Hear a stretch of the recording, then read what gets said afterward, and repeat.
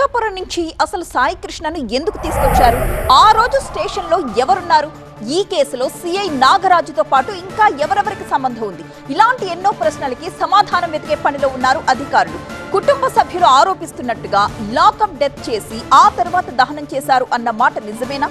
కృష్ణలంక శ్మశానంలో ఆధారాలు దొరికాయా? సాయికృష్ణ మిస్సింగ్ కేసులో చిక్కుముడుల్ని విప్పేందుకు ప్రయత్నిస్తోంది దర్యాప్తు బృందం. సాయికృష్ణ తల్లి ఫిర్యాదు, స్టేట్మెంట్ ఆధారంగా ఎంక్వైరీ చేస్తోంది. దర్యాప్తు బృందం కృష్ణలంక శ్మశాన వాటికకు వెళ్లడం కీలకంగా మారింది. అనాథం మృతదేహాల దహనంపై కీలక వివరాల్ని వెల్లడించారు కృష్ణలంక శ్మశాన వాటిక డేటా ఆపరేటర్ రవి. మే 23, 24, 25 తేదీల్లో 4 అనాథ శవాలు వచ్చాయన్నారు. మే 23న బస్టాండ్ దగ్గర నుంచి ఒక అనాథ శవం వచ్చినట్టుగా వెల్లడించారు. మే 24న పోలీసుల నుంచి లేఖ రావడంతో మే 25న దహనం చేశామన్నారు కృష్ణలంక శ్మశాన వాటిక డేటా ఆపరేటర్ రవి. 23వ తారీఖు పెట్టుకున్నారు, 24వ తారీఖు లెటర్ ఇచ్చారు అనమాట. దానికి 25వ తారీఖు దహనం చేస్తారు. మీకు ఇచ్చారు లెటర్ పోలీసు అంటే రాస్తారు కదా సార్ డ్రైవర్.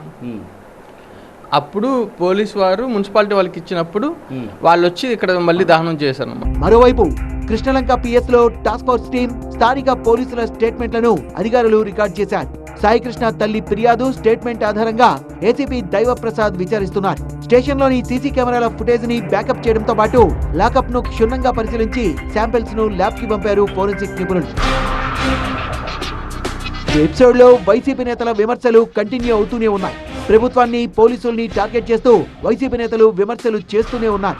సిబిఐతో విచారణ జరిపిస్తేనే సాయికృష్ణ మిస్సింగ్ మిస్టరీలో దోషులెవరో తేలుతుందని అంటున్నారు వైసీపీ నేతలు. సాయికృష్ణ వాళ్ళమ్మతో లాలూచి పడిపోయి ఏదో పెద్ద ఘనకార్యం చేసినట్టుగా చెప్పుకుంటోంది. సాయికృష్ణ అమ్మకు సంబంధించిన వ్యవహారమే కాదు ఇది. ఈ రాష్ట్రంలో శాంతి భద్రతలు పూర్తిగా క్షీణించిన దానికి సంబంధించినటువంటి అంశం. దీని మీద ఇంత కిరాతకంగా చంపేసినటువంటి సంఘటనల మీద సిబిఐ చేత విచారణ జరపాలి. సాయికృష్ణ తల్లి విజయలక్ష్మిని జనసేన నేతలు పరామర్శించారు. సాయికృష్ణ మిస్సింగ్ పై వివరాలు అడిగి తెలుసుకున్నారు. న్యాయం జరిగే వరకు తనకు జనసేన అండగా ఉంటుందని భరోసా ఇచ్చారు.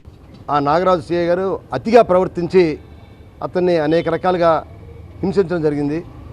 దాన్ని ఏ విధంగా హింసించారు, దాన్ని ఎలా సంఘటన ఎలా జరిగింది, ఒకవేళ అందరి మీద కుర్రవాళ్ళైన తర్వాత యూత్ అన్న తర్వాత కొన్ని కేసులు ఉండడం సహజం. అయినప్పటికీ కూడా మరి అవన్నీ కూడా మరి కేసులో ఉంటే ఇప్పుడు దాన్ని పోలీస్ స్టేషన్లో కేసు ఎఫ్ఐఆర్ కట్టి కోర్టులో దాని గురించి తీసుకోవాలి తప్ప మరి హింసించకూడదు, కొట్టకూడదు. అయినా కూడా కొట్టారా కొట్టలేదన్నది పూర్తి విచారణ జరపాలని చెప్పి మేము కోరుకుంటున్నాం. ఏపీ పోలీసులపై ప్రజల్లో నమ్మకం సన్నగిల్లుతోందని ఆరోపణలు చేస్తున్న వైసీపీ నేతలు పోలీసుల హడావుడే తప్ప అసలైన దర్యాప్తు జరగడం లేదని అంటున్నారు. ఇవాళ ఊరికే డ్రామా జరుగుతుంది, హడావుడి. ఆడిని పిలిచారు, ఈయన్ని పిలిచారు, ఆ ఆఫీసర్ వచ్చాడు, ఈ ఆఫీసర్ వచ్చాడు. మామూలుగా సినిమాలో చూపిస్తుంటారు, పెళ్లికి అందరూ హడావుడిగా తిరిగేస్తూ ఉంటాడు, ఎవడేం పని చేయడు. ఊరికి అందరూ తిరిగేస్తూ ఉంటారు, ఆడటు ఇటు ఇటు అటు ఇటు అటు ఇటు ఇటు. మొత్తం కృష్ణలంక పోలీస్ స్టేషన్ హడావుడి తప్పితే ఏముంది? శ్మశానానికి వెళ్ళి వచ్చారు, అక్కడ వెళ్ళి వచ్చారు. Where is CI, where is Nagaraju, where is Saikrishna? పోనీ బాడీ, పోనీ అస్థికులు, పోనీ బూడిద.